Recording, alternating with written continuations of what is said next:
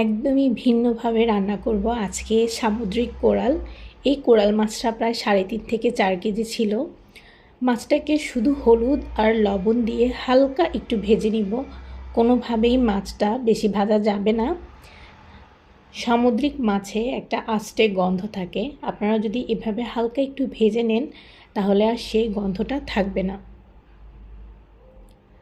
আজকে আমি যেভাবে কোরাল মাছটা রান্না করা দেখাচ্ছি, আপনারা অন্যান্য বড় মাছও এভাবে রান্না করে দেখতে পারেন। আশা করছি সবার ভালো লাগবে। আমি কিন্তু মাছটা লাল লাল করে ভেজে নিচ্ছি না, উল্টে পাল্টে হালকা একটু ভেজে নিলাম। এবার আমি অন্য একটা পাত্রে পেঁয়াজ ভেজে নিচ্ছি। পেঁয়াজটা কিন্তু আমি অনেক ভাজবো না, হালকা একটু নেড়ে চেড়ে ভেজে পেঁয়াজটাকে আমি ব্লেন্ডারে ব্লেন্ড করে নিব। আর এই মাছের টেস্টটা এই পেঁয়াজটা থেকেই কিন্তু আসবে। তেলের মধ্যে 2টা তেজপাতা আর একটু এলাচ ভেজে নিয়ে আমি ব্লেন্ডার করে নেওয়া পেঁয়াজটা দিয়ে নিয়েছি। ওটা একটু নেড়ে চেড়ে ভেজে দিয়ে দিব 1 চামচ আদা বাটা আর রসুন বাটা। এই 3টা এখন আবার ভালো করে একটু ভেজে নিব। এবার দিয়ে দিব টমেটো পিউরি। আজকে যা দিচ্ছি সবই হচ্ছে ব্লেন্ডারের কাজ। এটার গ্রেভিটা এত মজা হয়েছে যে আপনারা দেখেই নিশ্চয়ই বুঝতে পারছেন যে গ্রেভিটা কতটা মজা হতে পারে।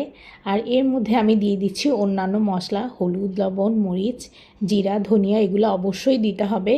খুব ভালো করে কষিয়ে নিতে হবে। যত বেশি ঝোলটা কষাবেন আপনার এই মাছটা অত বেশি মজা হবে। খুব সুন্দর করে কষিয়ে পর্যাপ্ত পানি দিয়ে আমি এখন কোরাল মাছগুলো দিয়ে দিব। এটা যেহেতু বড় কোরাল সেজন্য সহজে ভেঙে যাবে না। আমি খুব একটা বেশি ঝাল খাই না, তাই মাত্র 2টি কাঁচামরিচ দিয়ে নিয়েছি। আপনারা যদি ঝাল পছন্দ করেন তাহলে আরও বেশি করে কাঁচামরিচ দিয়ে নেবেন। এইটা কিন্তু একটু ঝাল ঝাল খেতেই ভালো লাগে, কিন্তু আমার বাচ্চা খাবে তাই আমি ঝাল দিতে পারলাম না। নামানোর আগে দিয়ে দিলাম ধনিয়া পাতা। বাস তৈরি হয়ে গেল আমাদের কোরাল মাছের গ্রেভি। একদমই ভিন্নভাবে রান্না করব আজকে সামুদ্রিক কোরাল। এই কোরাল মাছটা প্রায় 3.5 থেকে 4 কেজি ছিল।